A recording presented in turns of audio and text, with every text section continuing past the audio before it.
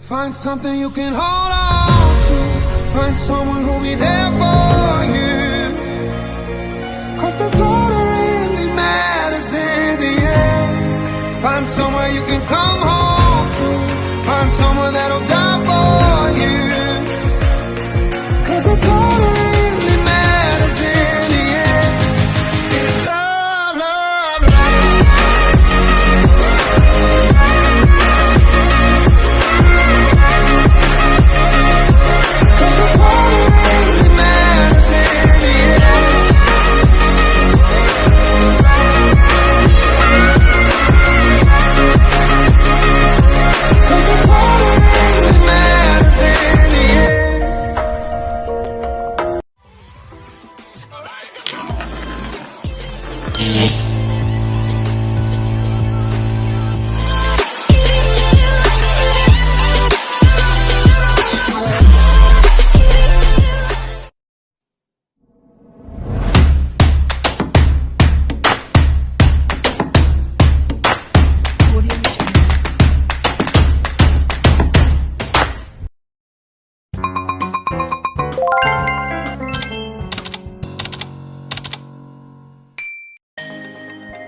Hai, ini kelompok 6 dari mata kuliah Bisnis dan Komunitas. Kelompok ini terdiri dari 5 mahasiswa. Yang pertama, Serlinda Adiana Pramesti dengan nomor induk mahasiswa 20 60 20 1 1 1 60. Wiwi Hidayatul Hasanah dengan nomor induk mahasiswa 20 60 20 1 1 1 88. Aditya Andra Fairsa dengan nomor induk mahasiswa 20 60 20 1 1 1 96. Ria Amelia Putri dengan nomor induk mahasiswa 20 60 20 1 1 1 39. Yuda Pratama dengan nomor induk mahasiswa 20 60 20 1 1 1 92. Apaan tuh? Apaan tuh? Apaan tuh? Apaan tuh? Apaan tuh? Apaan tuh? Apaan tuh? Apaan tuh? Apaan tuh? Apaan tuh?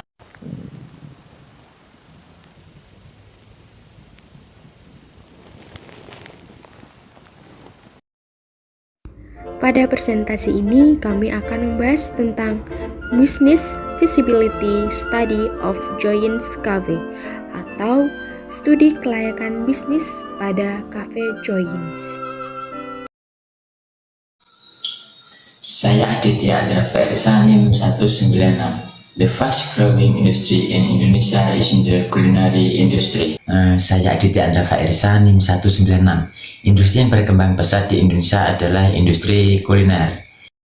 According to Sandiaga Salahuddin Uno as the Minister of Tourism and Creative Economy of the Republic of Indonesia, that the subject culinary is the largest contributor to the GDP of the creative economy in 2022. Industri kuliner merupakan kegiatan ekonomi yang mengolah bahan baku setengah jadi atau barang jadi berupa masakan atau makanan olahan. Dan menurut Sandiaga Salahuddin Uno selaku Menteri Pariwisata dan Ekonomi Kreatif Republik Indonesia, bahwa subsektor kuliner merupakan penyumbang terbesar PDB ekonomi kreatif tahun 2020. The culture as individual affects the desires they have, so that when forward be purchasing power, the feeling of desires becomes and the damage. Industri yang berkembang pesat di Indonesia adalah industri kuliner. Industri kuliner merupakan kegiatan ekonomi yang mengolah bahan baku, bahan setengah jadi atau barang jadi berupa masakan atau makanan olahan. Dan menurut Sandiaga Uno, selaku Menteri Pariwisata dan Ekonomi Kreatif Republik Indonesia bahwa subsektor kuliner merupakan penyumbang terbesar PDB ekonomi kreatif tahun 2020. Budaya setiap individu mempengaruhi keinginan yang dimilikinya, sehingga ketika diikuti dengan daya beli, perasaan keinginan menjadi turun. Budaya setiap individu mempengaruhi keinginan yang dimiliki, sehingga ketika diikuti dengan daya beli, perasaan keinginan menjadi tuntutan. Joyens Cafe is a restaurant that has a distinctive American concept, namely retro vintage, that serves American foods and also drinks, so that it can form a unique taste and also comfortable. Jadi berbicara tentang studi kelayakan bisnis, objek yang diambil dalam jurnal yang kami presentasikan adalah Joyens Cafe, yang mana Joyens Cafe ini merupakan sebuah restoran yang bernuansa kafe dan juga memiliki konsep khas Amerika, yaitu adalah retro vintage. Joyens Cafe menyajikan beberapa makanan dan juga minuman khas Amerika, sehingga para pengunjung yang berdatangan ke Joyens Cafe tersebut, mereka akan menemukan dan merasakan feel bahwasanya mereka ini sedang berada di Amerika, dan itu akan membuat para pengunjung merasa lebih nyaman.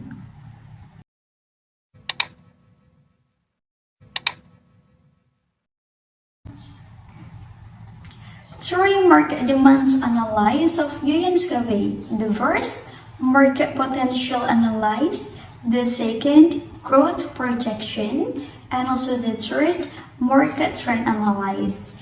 Jadi berbicara tentang 3 permintaan pasar pada Joyens Cafe, yang pertama adalah analisis potensi pasar, sedangkan yang kedua adalah proyeksi pertumbuhan, dan yang terakhir atau ketiga adalah analisis kecenderungan pasar.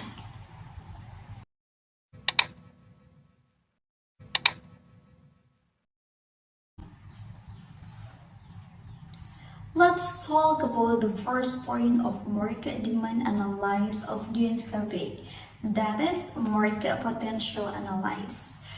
The age range of 15 to 45 years is a fairly dominant group to be a potential target market of Joyens Cafe.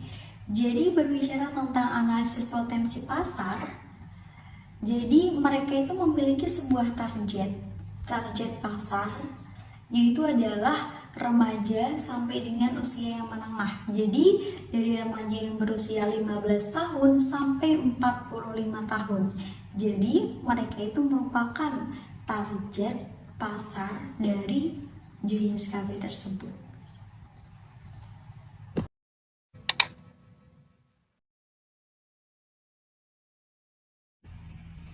Market demand analysis of Joyens Cafe. Growth projection. Tangerang City is the second most population area in Banten Province. This shows that demand will continue to increase in the area, so that is become a driving factor for the existence of the Joyens Cafe business. Proyeksi pertumbuhan. Kota Tangerang merupakan kota terpadat kedua di Provinsi Banten, yaitu sebanyak 1.895.486 jiwa.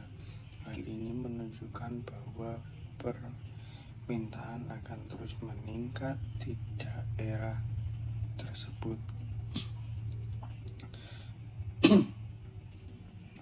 Sehingga menjadi faktor pendorong keberadaan bisnis Joyens Cafe. Analisis tren pasar. Menurut Dinar dan Hasan 2018, supply adalah sejumlah barang dan jasa yang ditawarkan untuk dijual pada tingkat harga yang berbeda dan pada waktu dan tempat tertentu. Penawaran Jovin's Cafe. Hal ini menunjukkan bahwa permintaan akan terus meningkat di daerah tersebut sehingga menjadi faktor pendorong keberadaan bisnis Jovin's Cafe.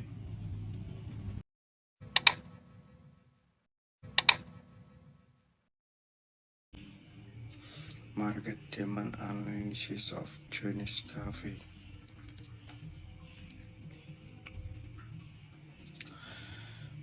Market trend analysis.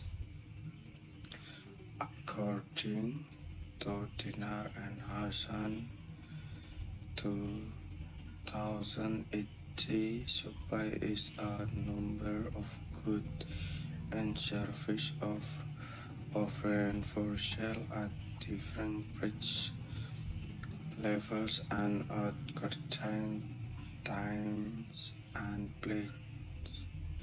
Jovin's Cafe order this so that demand will continue to increase in the area so that it become a driving factor for the existence of Jovin's Cafe business. Analisis tren pasar. Menurut Dinar dan Hasan 2018, supply adalah sejumlah barang dan jasa yang ditawarkan untuk dijual pada tingkat harga yang berbeda dan pada waktu dan tempat tertentu. Penawaran Jovin's Cafe. Hal ini menunjukkan bahwa permintaan akan terus meningkat di daerah tersebut sehingga menjadi faktor pendorong keberadaan bisnis Jovin's Cafe.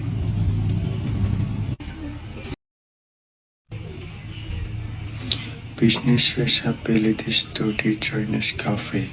Market and Marketing Aspect. Operational Aspect. Human Resource Aspect. Financial Aspect. Studi kelayakan bisnis Jovin's Cafe ada 4, yaitu 1. Aspek pasar dan pemasaran, 2. Aspek operasional, 3 adalah aspek sumber daya manusia, dan 4 adalah aspek keuangan.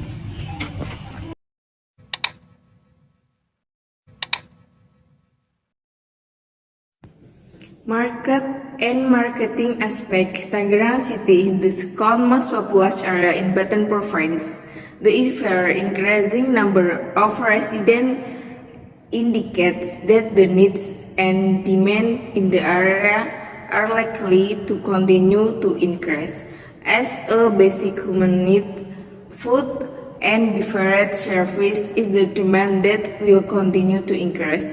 This support to existence of the Jovin's Cafe business. Aspek pasar dan pemasaran.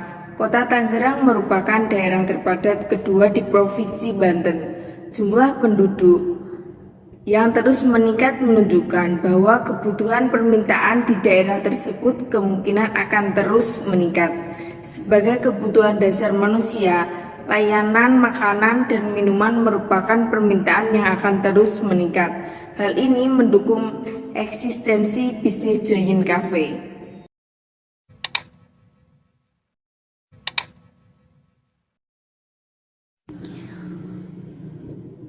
The next operational aspect. In the implementation of the culinary business, there are 2 systems that are run during operation. According to Cousin et al. 20 and 20, page 13, the 2 systems running at the same time are sequence of process and customer service. The existence of facility provided by a business is very necessary because it can improve maximum service to customer. Selanjutnya, aspek operasional. Dalam pelaksanaan bisnis kuliner, ada dua sistem yang dijalankan selama beroperasi. Menurut Cousin et al.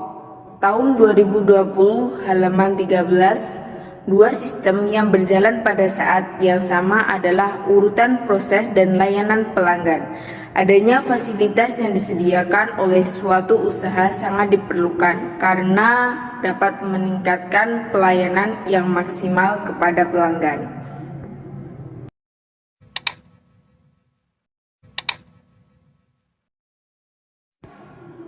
Human resource aspect. Informing an organization required human resource management. According to the Schiller 20 and 20 Backstory, human resource management is a way to get a quality workforce and regulate that fulfillment of labor rights. The activities carried out are recruitment, selection, orientation, compensation, issue, and training. Aspek sumber daya manusia. Dalam membentuk organisasi yang terorganisir, diperlukan manajemen sumber daya manusia.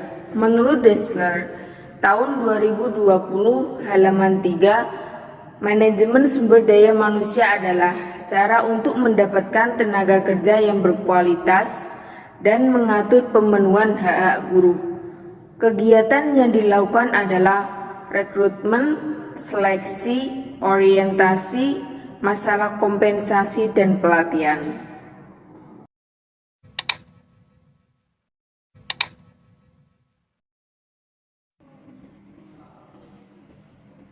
Finance aspect. In starting a business, there must be an initial inventory which is determined based on the cost of goods sold. Business also need to project business revenues so that the financial performance of a company in a period is start in report called the income statement. CPL 20 and 90 package 5T8. Pada slide ini membahas tentang aspek keuangan, yaitu dalam memulai usaha harus ada inventarisasi awal yang ditentukan berdasarkan harga pokok penjualan atau bisa disebut dengan cost of goods sold. Bisnis juga perlu memproyeksikan pendapatannya atau pendapatan bisnisnya sehingga kinerja keuangan suatu perusahaan dalam suatu periode dinyatakan dalam laporan yang disebut dengan laporan laba rugi menurut Sibili 2019 halaman 58. This slide about study case, techno-economy and business feasibility analysis of 5G transport network. This case study discusses the feasibility of 5G transportation network techno-economy and business at the cost of the backhaul segment. The purpose of the proposed model is to advise operation on the type of backhaul investment to make at what point in time and based on what technology to minimize the benefit of mobile backhaul technology network are responsible for aggregating user traffic from wireless access (EBBS) to the metro or backbone segment of the network.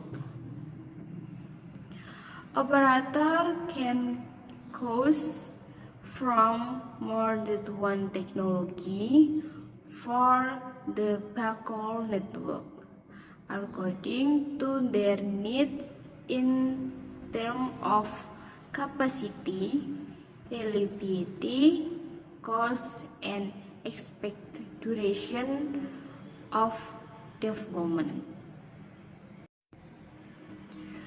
Pada slide ini menjelaskan tentang studi kasus. Studi kasus yang kelompok kami ambil ini berjudul tentang analisis kelayakan teknoekonomi dan bisnis jaringan transportasi 5G.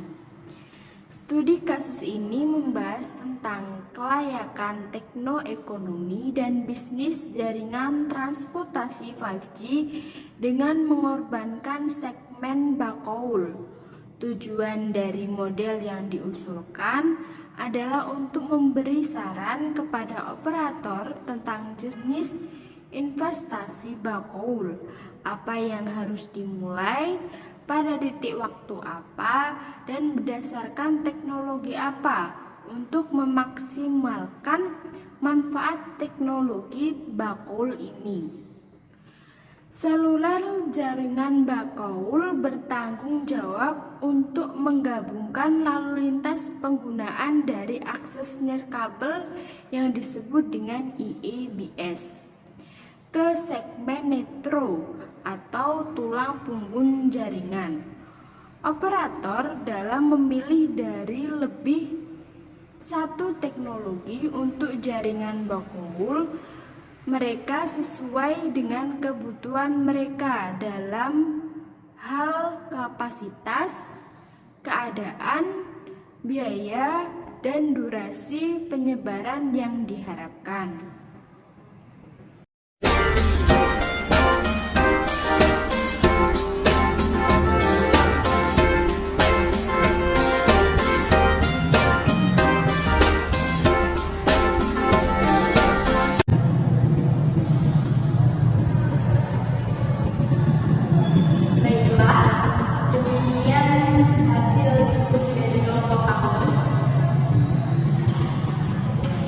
Jika ada kesalahan, mohon dimaafkan, dan jika ada kata saya segera diungkapkan.